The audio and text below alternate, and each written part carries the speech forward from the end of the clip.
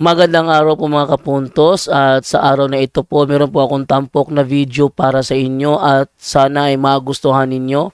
Kaya sa mga bago pa po sa aming channel, please po don't forget to hit the subscribe button at ang notification bell para maging notified kayo sa bawat video na ilalabas ko sa channel na ito. At bilang kahilingan po ng punto por punto team at naway maintindihan po ninyo, sana po wag nyo pong i-skip yung mga ads sa aming mga video. Sa maliit na bagay na po na yan, malaking tulong po yan sa ating programa at sa ating ministry. Sana po maunawaan po ninyo. Maraming salamat po, kaya wag na po natin patagalin. Simulan na po natin.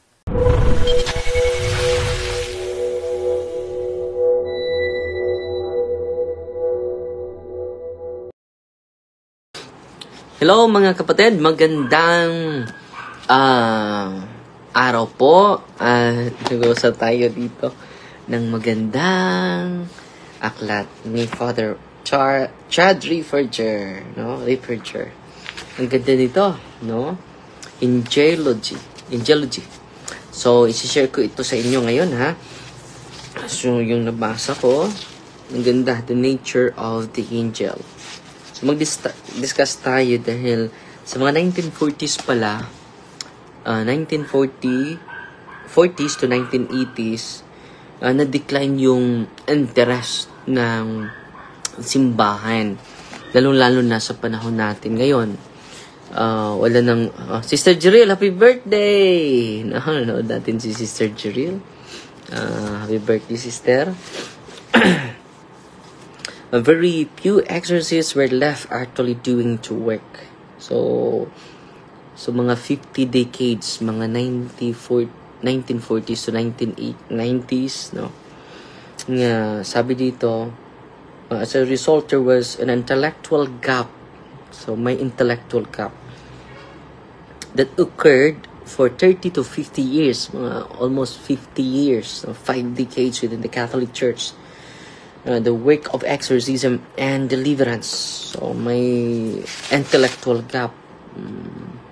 Sabi dito, sa document, ang title nito ng alat nito, The Dominion. So, isi-share ko po ito. Ito po yung babasahin ko buong buwan para ma-share ko sa iyo yung mga reflection and quotation from the document of the church from a known exorcist worldwide, no, si Father Chad Ripperger. Sabi niya dito, there are two ways, no? This had left in an intellectual gap in two ways. May intellectual gap talaga tayo, no? Ang simbahan ay hindi na expert sa spiritual phenomena dahil mga 50 years, no, wala, no, hindi na active yung simbahan, no. Ang unang intellectual gap first is that because there were so few exorcists, the apprenticeship aspect of passing on wisdom in the practice of the church was not able to be resurrected in the same manner. Over the course of time, a solid priest began to study and yet some type of training from the few exorcists to the degree possible. Certain exorcists have arisen in various countries who are proficient in providing an apprenticeship. So dito, it's only few exorcists ang natira sa simbahan. So, merong intellectual gap.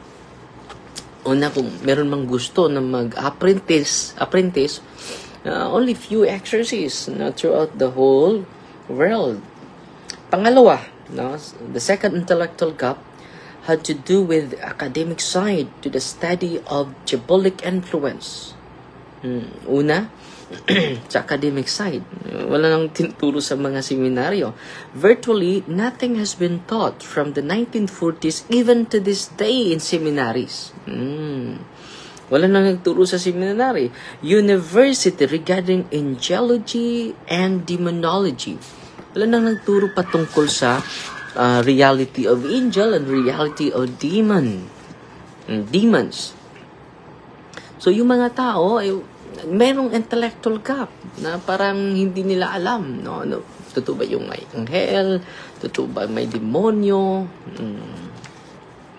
So, yan, intellectual gap in two ways. Una, there are few exorcists practicing the spiritual warfare or deliverance and exorcism. Pangalawa, academic side, hindi na ito tinuturo sa mga university as well as in the seminaries.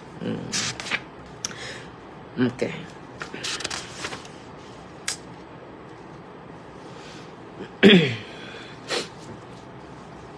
So, mayroong mga laity na active nito sa deliverance, sabi dito.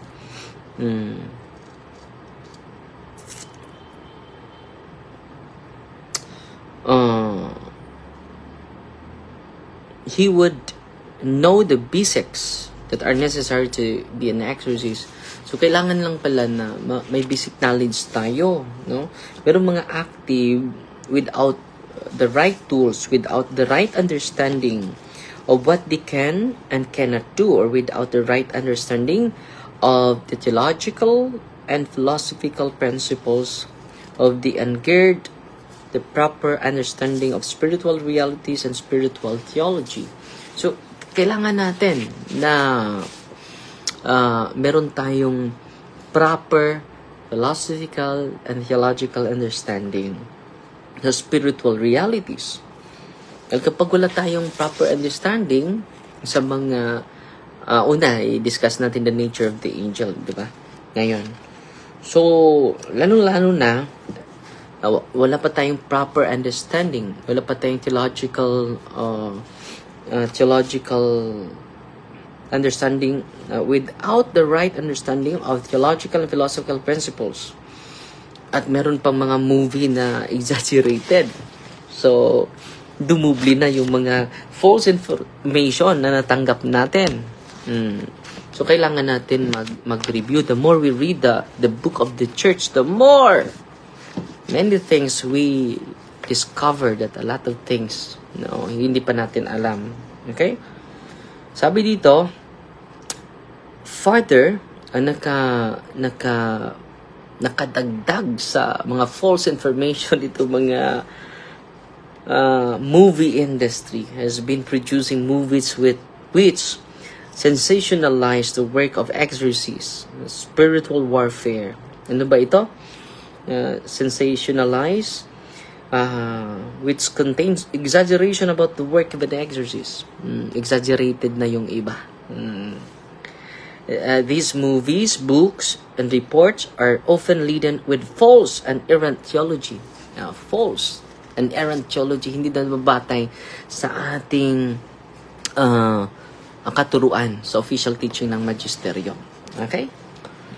So, in addition, if the Catholic publishers, priests, and bishops alike do not provide sound literature in this area which avoids sensationalism and provides a proper theological context, so kailangan talaga mabuti na nandito itong aklat, mga aklat ng simbahan. Bili kayo ng mga aklat ng simbahan, especially sa spiritual warfare, so that we can have a proper and understanding, theological and philosophical understanding of spiritual realities and spiritual theology.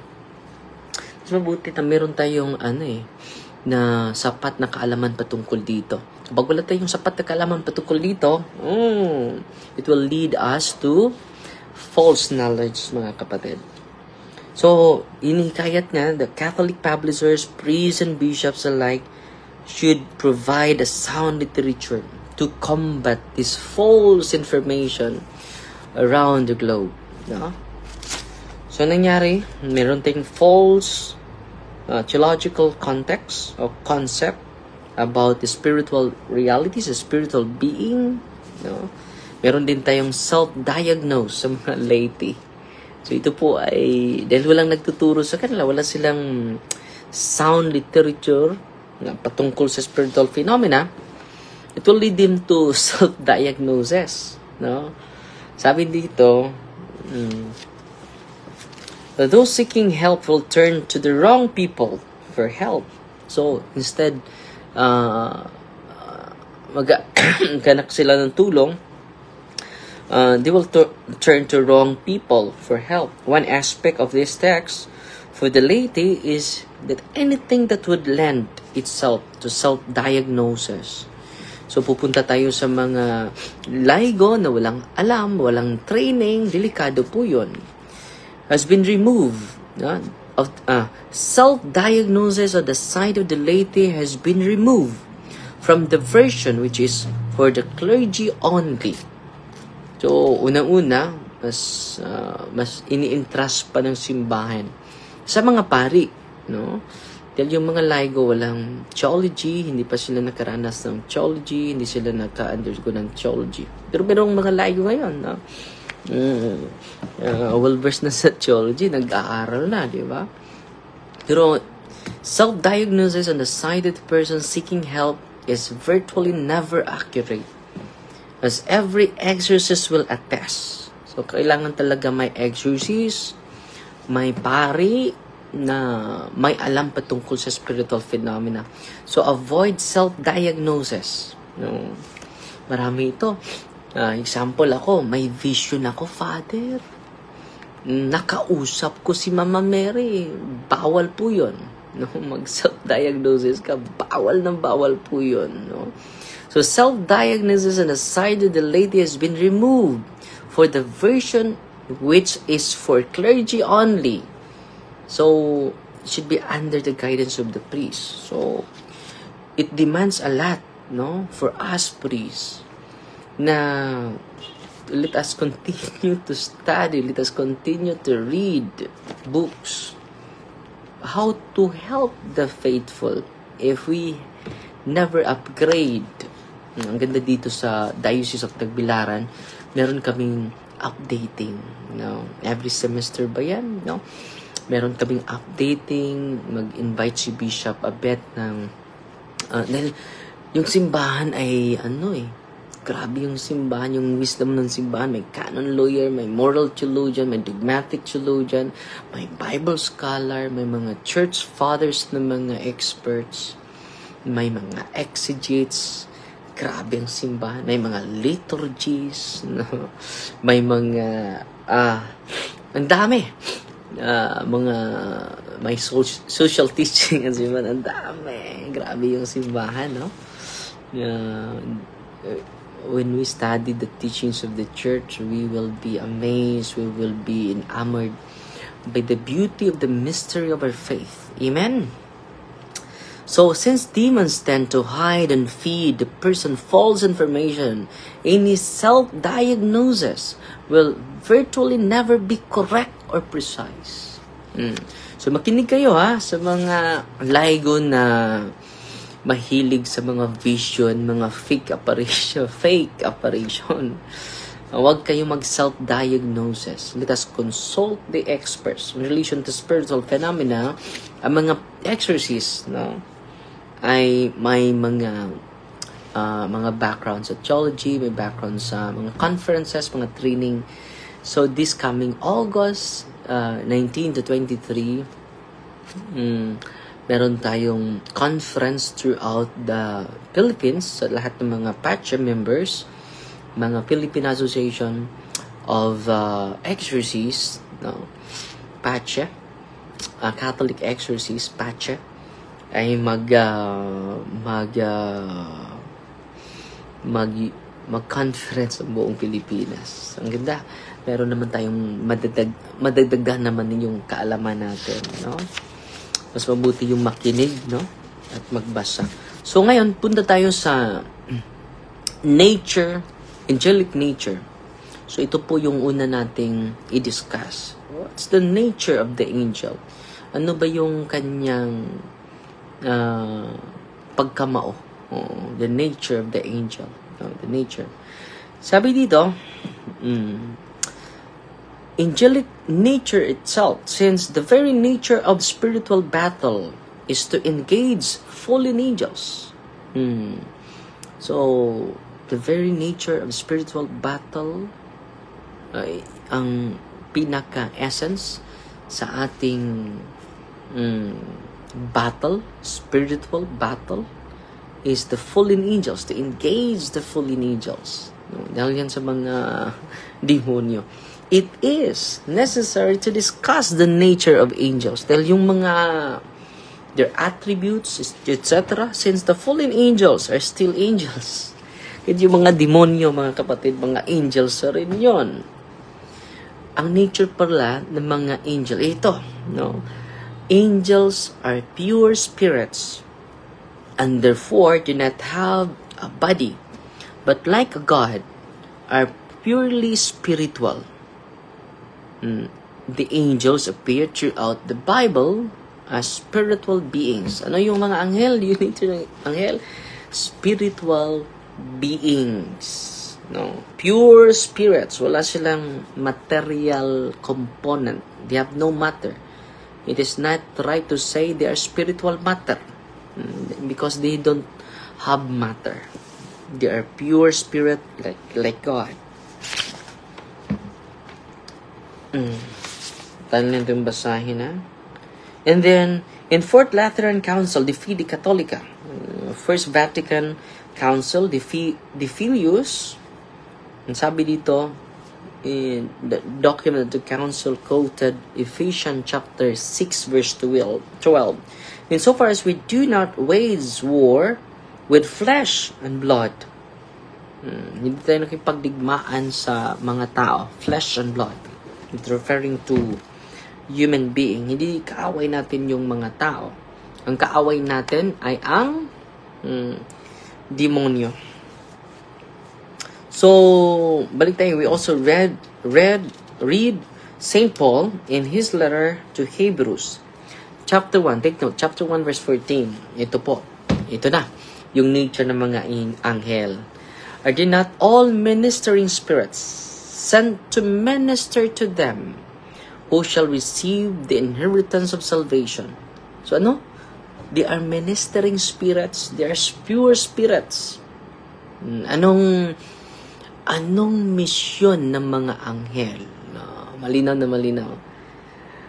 Sent to minister to them. To serve us. Grabe, no? Grabe talaga yung mga tao. Grabe itong spiritual truth na ito. To serve them who shall receive the inheritance of salvation. So, para sa atin ito. Mahal na mahal tayo ng Diyos. Pinadalan tayo ng mga merong bodyguard, yung mga security guard. Meron pala tayong soul guard. Yung mga anghel natin ay to minister us. Those who receive inheritance of salvation. Tayo. Di ba? Ang ganda. So, ipropromote ko sa inyo, call our guardian angel, no? Every time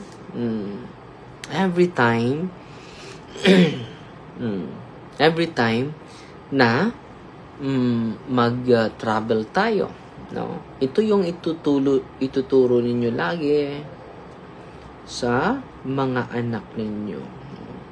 Bago kayo pupunta sa ito, the best prayer, no? Because pinadala sila sa Diyos sa atin to protect us. They are soul guard. Ito po, angel of God, my guardian dear. Huwag niyong pangalanan yung mga anghel ninyo, ha? Maliban sa tatlong archangel, Gabriel, Raphael, at si Michael. Sila si Judiel, sila si sino pa yun? Si Barakel. Hindi yan pinopromote ang simbahan. Kung meron kayong 7 archangels at meron mga pangalan, kunin nyo po yan. It is not recommended by the church. Ito yung ituturo sa mga anak ninyo. Angel of God, guardian angel prayer. Sa kahit malaki na tayo, ipagdasal natin ito.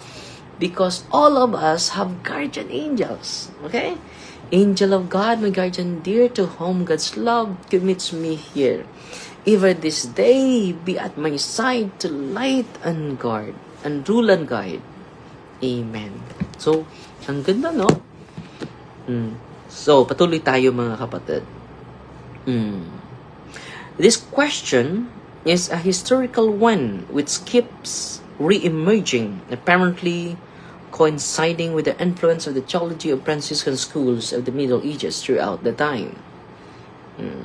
The discussion of angels having a spiritual matter was a metaphysical discussion to solve certain problems in relation to the angels having potency, as well as certain operation of the angel sets as appearing to various people throughout time by assuming a body. They are spiritual as the fide. So even though they appear as human form, but still they are spiritual beings as defined of the church. It is the fide. However, from time to time, some theologians speculate. Merong mga theologian na meron silang speculation that this would not preclude a discussion of spiritual matter. However, this idea of spiritual matter did not receive wide acceptance among theologians.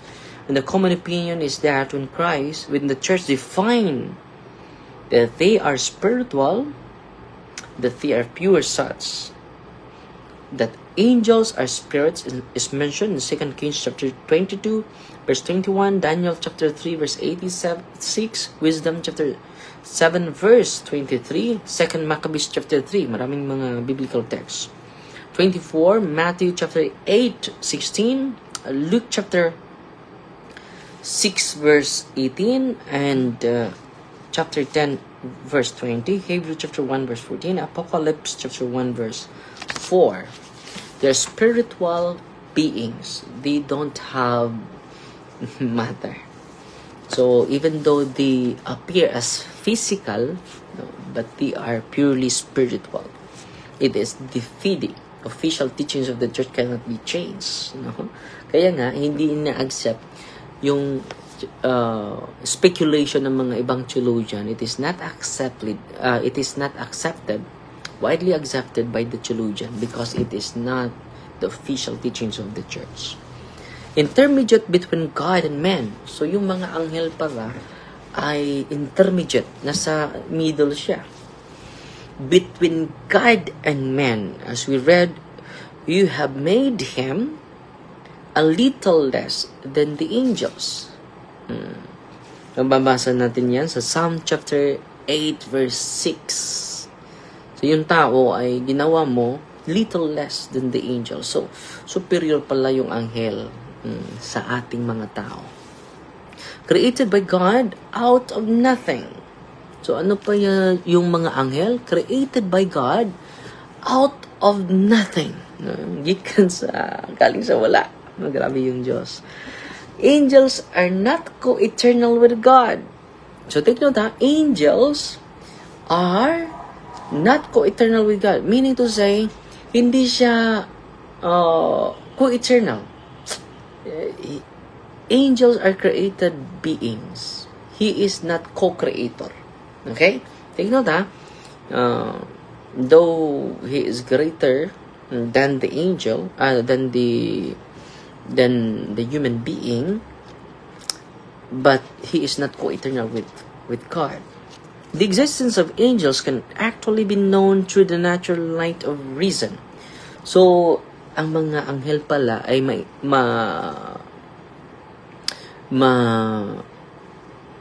we can comprehend, maunawaan natin ang existence of angel using natural light of reason, by using our reason, natural light of reason, mga kapatid. Okay? As is seen in St. Thomas' discussion Summa Contra Gentiles. Essentially, the argument is that the perfection of the universe requires that there should be intellectual creatures other than man. So dahil makita mo yung universo mga kapatid, kita mo yung universe, perfect universe. So therefore, there is intellectual creatures other than man. This is based upon a corollary to the principle of degrees of being. So merong principle, degrees of being, may order, no? May hierarchy of orders. Okay? Since angels are entirely immaterial. Ano ba yung immaterial? Spirit. Spirit. Ano ba ang Tagalog ng spirit? Kaluluwa. Spiritual entity. Spiritual being.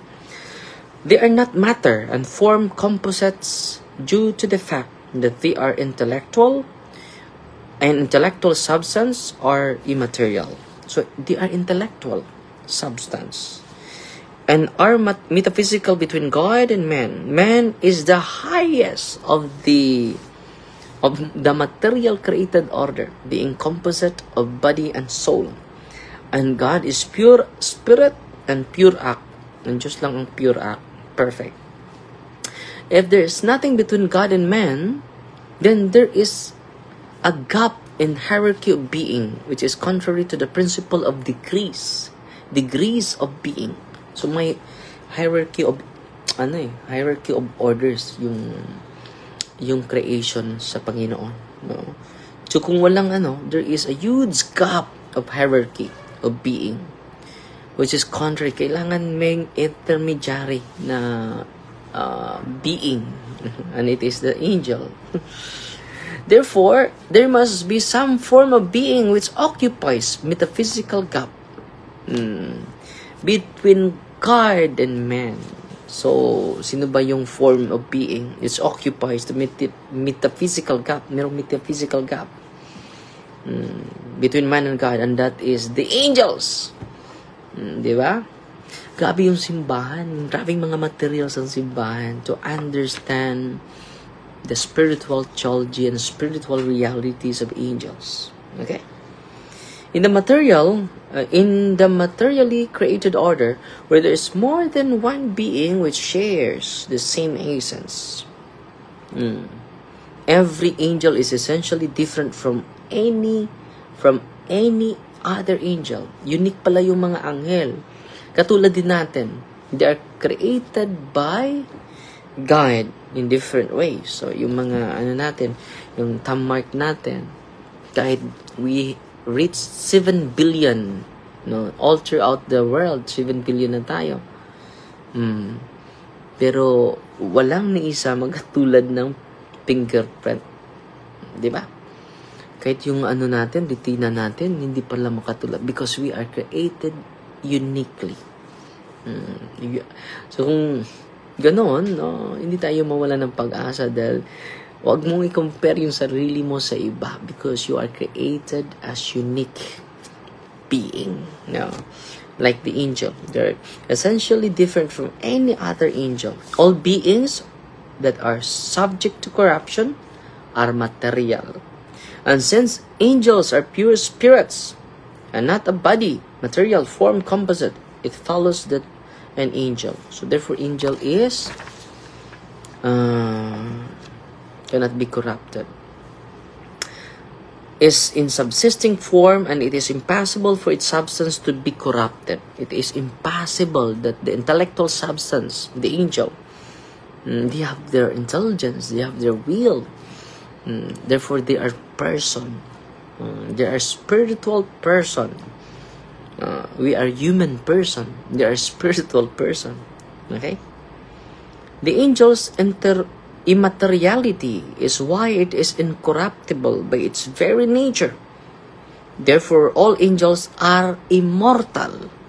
We are mortal. Since they are spirit, they are immortal. Even though they are not co-existence, they are not co-eternal with God, but they are immortal, incorruptible. Since angels do not have body or matter, wala silang katawan, they have no body or matter, they are not in a place, properly speaking. they are not in a place because they are not material. So place is material. No. However, an angel can be said to be in a place by application, therefore.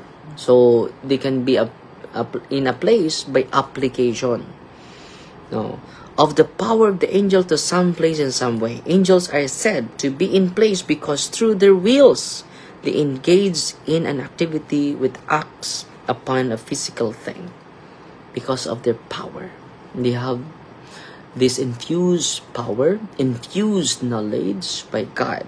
Because they are created greater than human being. Angels are said to be in place through their wills. Sabihin niya, punta ako sa Ilocos nga, nandun ako. Sa pagsabi lang nila, no? Grabe. Hence it is said, one's guardian angel is here because he performs some action on something in one's presence or on one's body. So, makaposes siya. Yung makaposes, hindi yun walang sounds? Wala akong sounds? Bakit?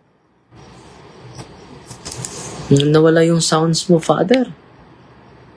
Ito. Bumalik pa yung sounds ko. Marinig nyo ba ako? Meron po. Meron pala. Patuloy tayo. So, yan lang sa muna siguro. Susunod yung number of the angels. No? State of ignorance and their knowledge. No? Itatapol natin sa sunod na araw. Okay?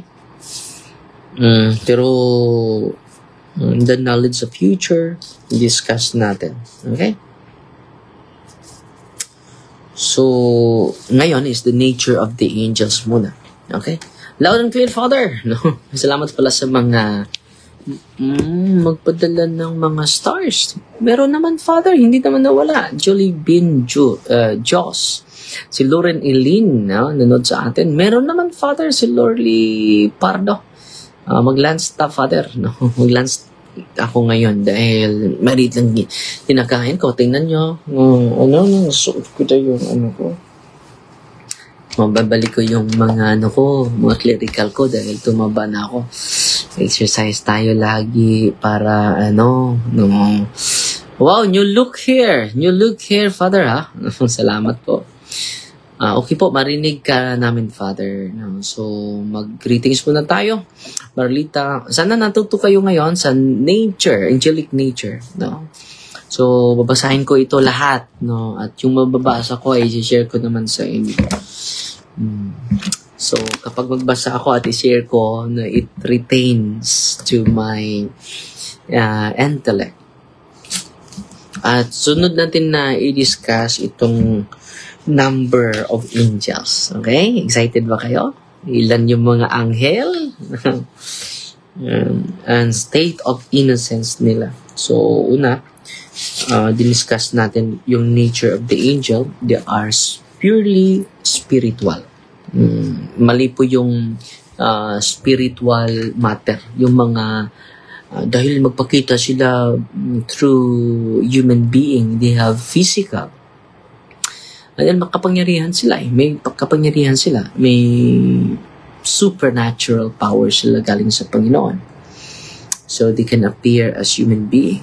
Now, using their will and by application, they are present the specific place. And by their power, infused power, given by God to them. Okay? Si Eva Bouvier, ready na ka para talk next week, Pads? Next week? Talk? Saan? Pero wala akong talk next week. Ang talk ko is next month po. Yes, excited po. Sheila Bito. Ricky, good morning, Father. Watching from Cebu.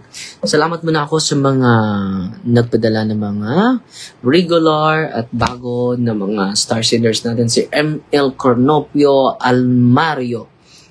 Lagi po ito. Nagpadala natin ng 10 stars. Sister Impir. Grabe, Sister Impir.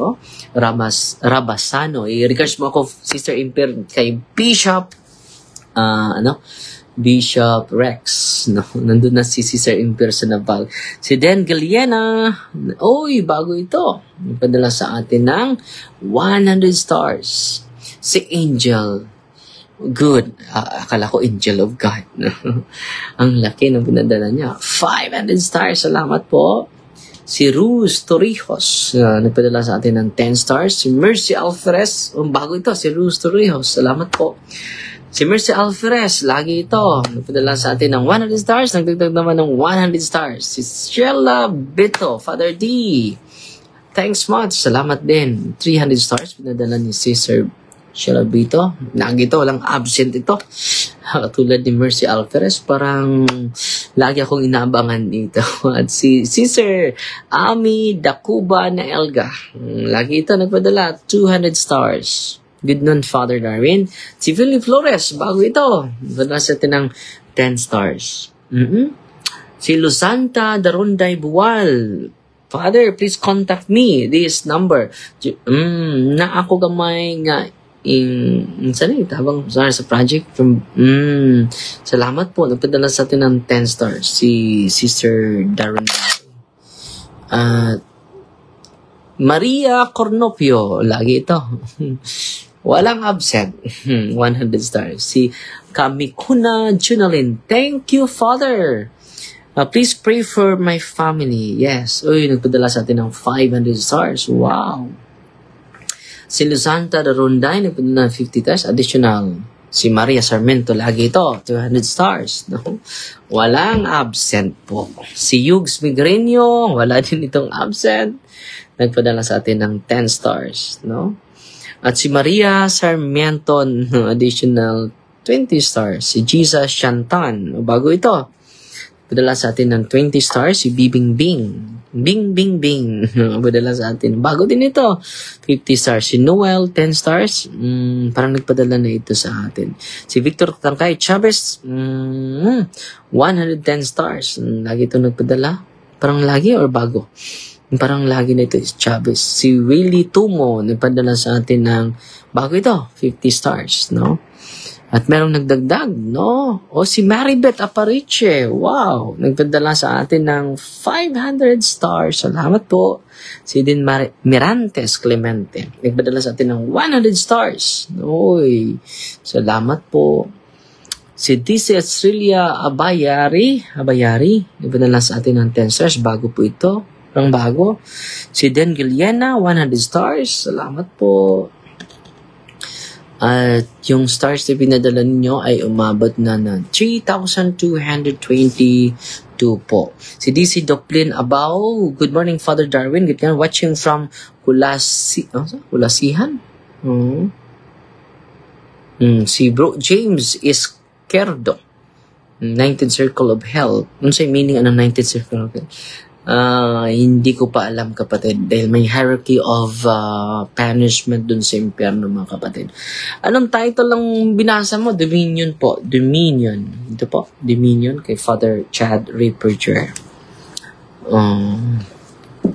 And then, ang kalugan dyan, kapatid, may hierarchy of punishment sa impyerno. I ran out of stars. No. Ate May, I ran out of stars. Father, ask lang unta ko if novena is good to pray ba for petition. I just recently praying for 54 days novena. Please enlighten us. Novena is a devotion. Pwede ba yun? Pwede. It is a form of devotion. It is one of the religious piety. Oy, si Kamikuna Junalin, nagpadala sa atin ng 1,000 stars. Uy, salamat po. Laki. At si Angelica Ken, 500 stars. At si Sister Marisa Cornupio, uy, umabot ng 5,020 yung pinadala niyong stars ngayon. Salamat po. I've watched Father Ripperger in YouTube. Sister Maria, sir. Manood kayo sa kanya. Ang ganda. Ang raming mga ang raming yung matutunan. Ako, marami kong natutunan na ngayon kahit isang oras na ako nagbasa about the nature of the angel, about the mission of the angel. We are sent by God to minister us because we are loved by God. Grabe yung pag-ibig ng Diyos sa'yo. Grabe yung pag-ibig ng ating Panginoon sa ating lahat. Amen? So, fight Team Maria, Tatak CFD with a humble heart.